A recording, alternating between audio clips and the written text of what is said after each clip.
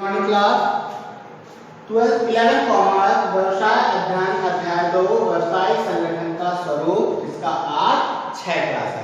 5वें क्लास में मैंने साझेदारी के बारे में बताया था। अब आता है हमारा next topic company. Company company क्या होती है, कंपनी क्यों बनाया गया, इसके बारे में हम लोग यहाँ पर चर्चा करेंगे। तो कंपनी से पहले हम लोग साझेदारी में आते हैं कि साझेदारी अंत हुआ और साझेदारी में कुछ ना कुछ दोष पाए गए। दोष में मैंने बताया असीमित दायित्व, साख की सुविधा नहीं, है ना, संलेख जरूरी, ये सब बहुत सारी कमियां थी। इस कमी को दूर, जैसे एकाकी व्यापार की कमी को दूर करने के लिए साझेदारी का जन्म हुआ, उसी तरीके से साझेदारी व्यवसाय की कमी को दूर करने के लिए कंपनी का जन्म हुआ। क्योंकि साझेदारी व्यवसाय में कम से कम 2 व्यक्ति तो आवश्यक थे। इसी तरीके से कंपनी में भी कम से कम 2, अगर कंपनी की स्थिति अर्थात कंपनी यदि निजी होगी तो 2, और कंपनी अगर सार्वजनिक होगी तो कम से कम 7। ठीक, तो ये तो था कंपनी।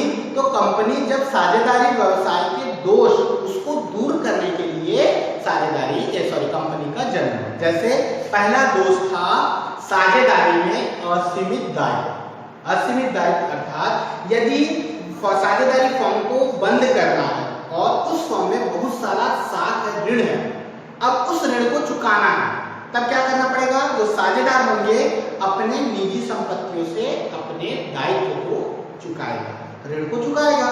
तो ऐसी स्थिति में इसकी निजी संपत्ति भी क्या हो जाती है, उसके ऋण चुकाने में चली जाती है। किंतु कंपनी में उनके हितों की रक्षा होगी, अर्थात जितने प्रतिशत के कंपनी में साझेदार अर्थात कंपनी के सदस्य, क्योंकि कंपनी में साझेदार नहीं होता, सदस्य होता, तो कंपनी में जो व्यक्ति जितना प्रतिशत या जितने हित का हस्तांतरण हित देकर सदस्य जुड़ता है, उतने हित तक अपने दायित्वों का भुगतान करेगा। जैसे मैं 5% का किसी कंपनी में सदस्य हूँ, तो मैं केवल 5% तक का ऋण चुका सकता हूँ, उससे ज्यादा मैं ऋण को नहीं चुकाऊंगा, क्योंकि मेरा अधिकार ही नहीं है, मेरा दायित्व नहीं। मैं केवल जितना प्रतिशत का सदस्य हूँ, केवल उतना ही प्रतिशत में क्या करूंगा, चुकाऊंगा। अर्थात जितने प्रतिशत के वो सदस्य होंगे उतने प्रतिशत में वो कंपनी को होगा। तो बोलता है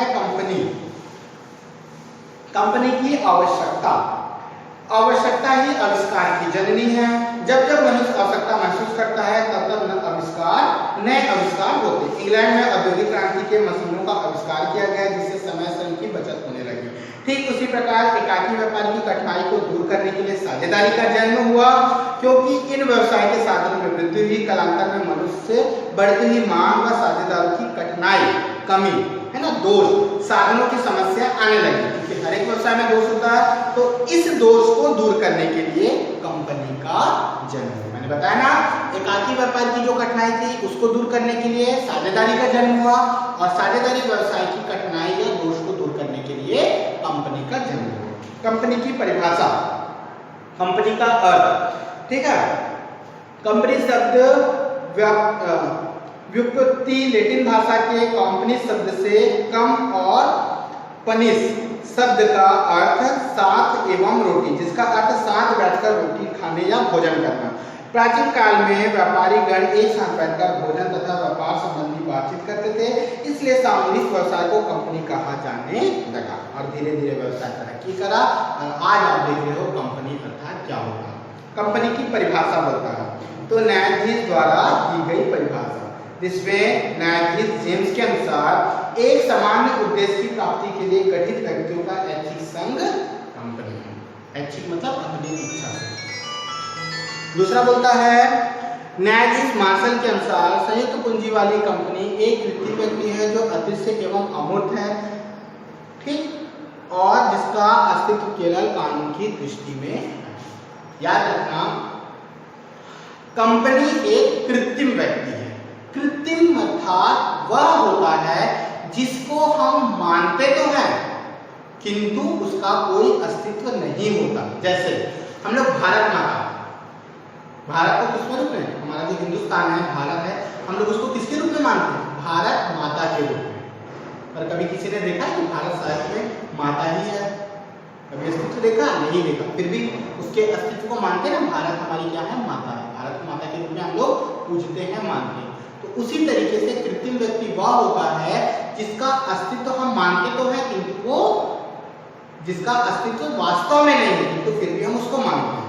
अदृश्य है, अमूर्त है, ना तो हम उसको देख सकते हैं, ना हम उसको मूर्त के रूप में मान सकते कि हाँ, किंतु फिर भी उसके अस्तित्व को मानते हैं, और ये किसकी, हमारी इच्छा के अनुसार। उसी तरह जो कंपनी होती है वो कृत्रिम होती है, कृत्रिम व्यक्ति है, और ये कानून की दृष्टि में, वास्तव में नहीं किंतु कानून की दृष्टि से ये कृत्रिम व्यक्ति के रूप में माना जाता है। ठीक, उसके बाद आता है कंपनी, भारतीय कंपनी अधिनियम 1956 के अनुसार कंपनी का आशय ऐसे कंपनी से जिसका निर्माण एवं पंजीकरण एक अधिनियम के अंतर्गत हुआ है, अथवा एक विद्यमान कंपनी जिसका निर्माण एवं पंजीकरण पिछले कंपनी अधिनियमों में से किसी के अधीन किया गया है। इस प्रकार कंपनी की अनेक परिभाषा लॉर्ड स्टर्न लिंडे ने अपनी परिभाषा में दिया है। कंपनी की श्रेष्ठ परिभाषा में पढ़ रहा हूँ, सुनना। कंपनी को एक प्रकार परिभाषित किया जा सकता है, कंपनी विधि द्वारा सृजन एक कृत्रिम है। विधि द्वारा मतलब जब हम लोग कंपनी का निर्माण करते हैं तो कंपनी के निर्माण या स्थापना में बहुत सारी हमको कार्यवाही करनी पड़ती है। विधि के रूप में कंपनी को क्या करना पड़ता है, निर्माण करना पड़ता है। ठीक है, आगे हम लोग अभी पढ़ेंगे कि कंपनी को किस प्रकार निर्माण किया जाता है। ठीक, तो विधि के द्वारा निर्माण किया जाता है, किंतु ये क्या है, एक प्रकार की कृत्रिम व्यक्ति है।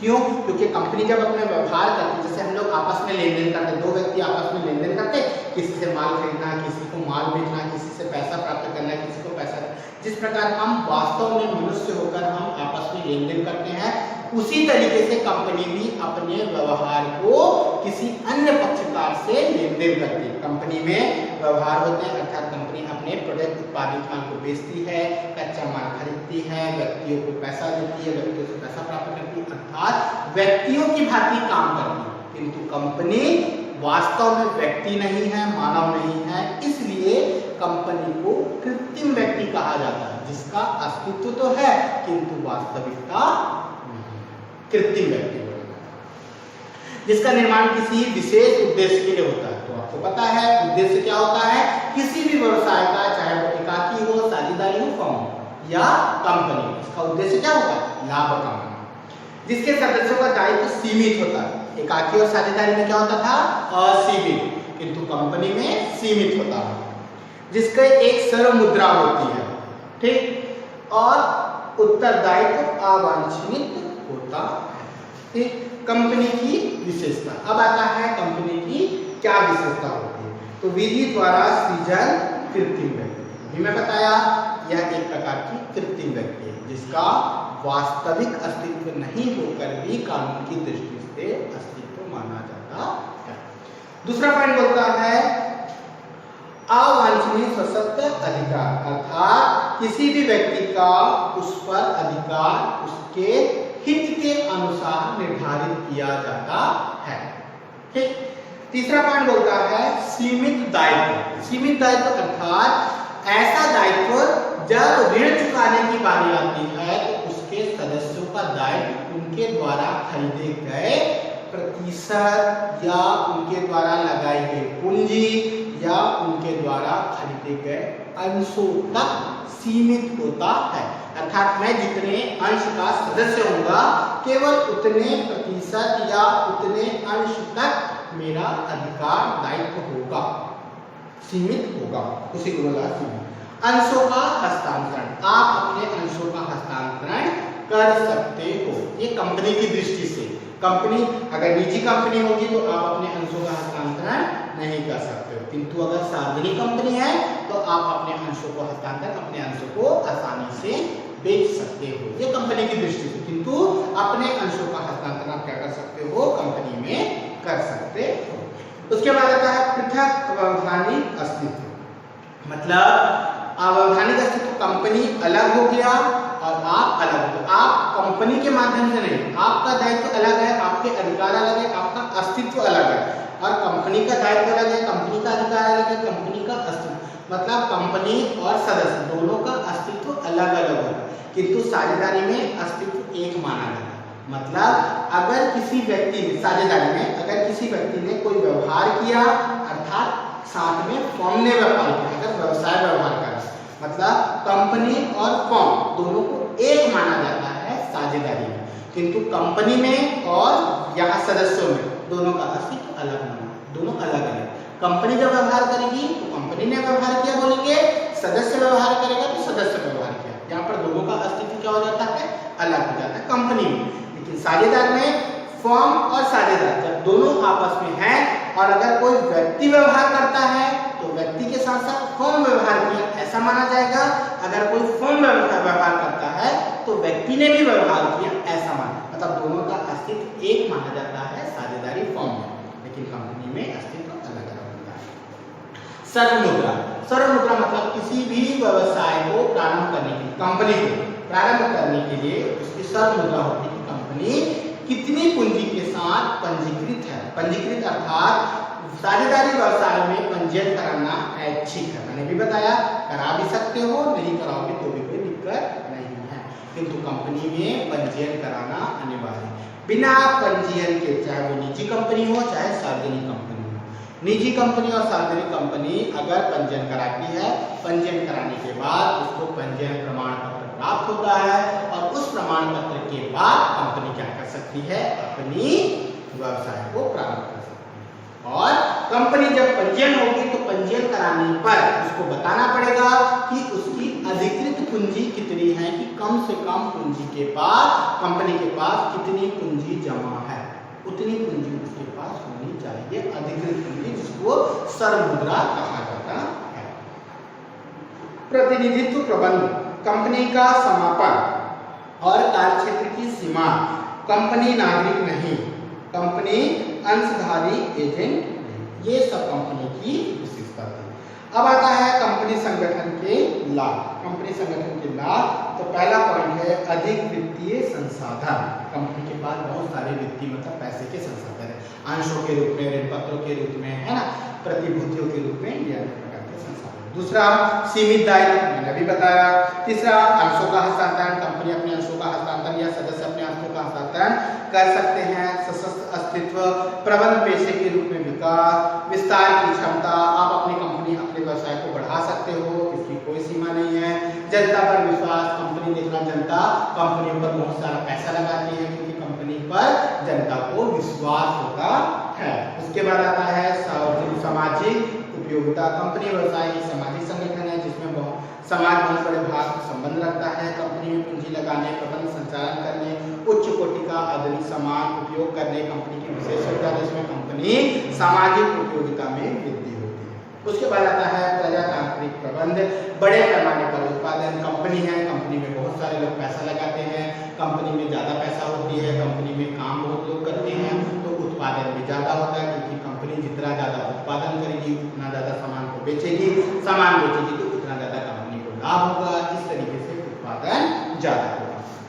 जोखिम का विभाजन, अगर कंपनी में कोई हानि हो गई है तो जितने सदस्य होंगे तो पूरा का पूरा क्या कर देती है, कंपनी अपने सदस्यों में बांट देती है, अर्थात जोखिम प्रति सदस्य में कम हो जाता है। किंतु वही अगर एकाकी व्यापार में होगा, साझेदारी में होगा, एकाकी व्यापार में अगर हानि होती है तो पूरा का पूरा हानि एक व्यक्ति को वहन करना पड़ता है। साझेदारी है दो व्यक्ति, अगर कंपनी में जा रहे हैं तो साझेदारी में फर्म में ज़्यादा हानि होगी तो उन दोनों व्यक्ति को ज़्यादा हानि पहुंचेगी। तो ऐसी स्थिति में कंपनी अपने हानि या जोखिम को क्या कर देती है, अपने सदस्यों में बांट देती।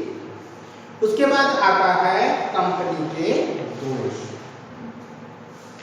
पहली, स्थापना कठिन, एकाकी व्यापार की स्थापना सरल, साझेदारी की स्थापना सरल, किंतु कंपनी की स्थापना बहुत कठिन है, क्योंकि कंपनी की जब आप स्थापना करोगे तो कंपनी में उनकी पूंजी होनी चाहिए, कंपनी का पंजीयन कंपलसरी है, अनिवार्य है। कंपनी का जब पंजीयन होता है तो पंजीयन कराने के समय कंपनी के पंजीयन कराने के पूर्व बहुत सारे प्रपत्रों को जमा करके कंपनी के रजिस्ट्रार में देना पड़ता है, कंपनी का पंजीयन करना, मतलब बहुत सारे गतिविधियों को पूरा करना पड़ता है ना, औपचारिकताओं को पूरा करना पड़ता है, इसलिए कंपनी की स्थापना में बहुत कठिनाई आती है। प्रवर्तकों का कपट, प्रेरणा का अभाव, क्योंकि कंपनी निर्णय में विलंबता, बहुत सारे साझेदार कंपनी के जो सदस्य होते हैं वो दूर दूर होते हैं, अब कंपनी की कोई फैसला लेना है, कंपनी में कोई निर्णय लेना है, तो तब सदस्यों को बुलाओगे, मीटिंग होगा, मीटिंग के बाद एक निर्णय पर पहुंचोगे। तो ये समय में काल अवधि समय बहुत लग जाता है, तो ये क्या हो जाती है, किसी निर्णय लेने में विलंबता हो जाती है। उसके बाद आता है अल्पकाल की व्यवस्था, गोपनीयता का अभाव। गोपनीयता का अभाव मतलब आप कंपनी में कोई भी चीज सीक्रेट नहीं रख सकते। क्यों नहीं रख सकते हो? क्योंकि कंपनी जब भी स्थापना होती है तो कंपनी अपने प्रवर्तनों का इश्तिहार देती है, न्यूज़पेपर में, समाचार में नोटिस देती है। कंपनी अपनी सभी जानकारी जनता को बताती है, अर्थात छोटी से छोटी जानकारी भी जनता को बताएगी। जब जनता को बता देगी तो कोई भी चीज सीक्रेट नहीं रख पाती, मतलब गोपनीयता, सीक्रेट का अभाव होता है। हितों का संघर्ष, सामाजिक और कुटीर उद्योगों के लिए घातक। कुटीर उद्योग जो गृह उद्योग होते हैं, छोटे छोटे उद्योग होते हैं, उन उद्योगों के लिए कंपनी क्या होती है, घातक होती है, क्योंकि कंपनी सामान अच्छा बनाती है और उसके माध्यम से सामान ज्यादा बिकता है और कुटीर उद्योगों को हानि पहुंचती है। तो ये तो था आपकी कंपनी के गुण और दोष। उसके बाद आता है कंपनी के प्रकार। कंपनी कितने प्रकार की होती है? तो मेन आपका दो ही प्रकार की होती है। हम लोग इसी के बारे में ज्यादातर चर्चा करेंगे, क्योंकि आपके नोट्स में भी कंपनी कितने प्रकार की होती है, तो कंपनी दो प्रकार की होती है। ठीक, पहला होता है, दो प्रकार के बारे में जानेंगे। पहला सार्वजनिक कंपनी, जिसको सरकारी कंपनी बोला जाता है, और एक होता है प्राइवेट कंपनी, जिसको निजी कंपनी बोला जाता है। इन्हीं दोनों कंपनी के बारे में हम लोग नेक्स्ट क्लास में चर्चा करेंगे और कोशिश करेंगे कि कंपनी चैप्टर को जल्दी से जल्दी क्लियर है। तो जितना मैंने बताया इसको आप लोग रीड करेंगे और बाकी नेक्स्ट क्लास में देखेंगे। तो कंपनी के प्रकारों से हम लोग पढ़ेंगे। नेक्स्ट क्लास में क्या पढ़ेंगे? कंपनी के। क्लियर है?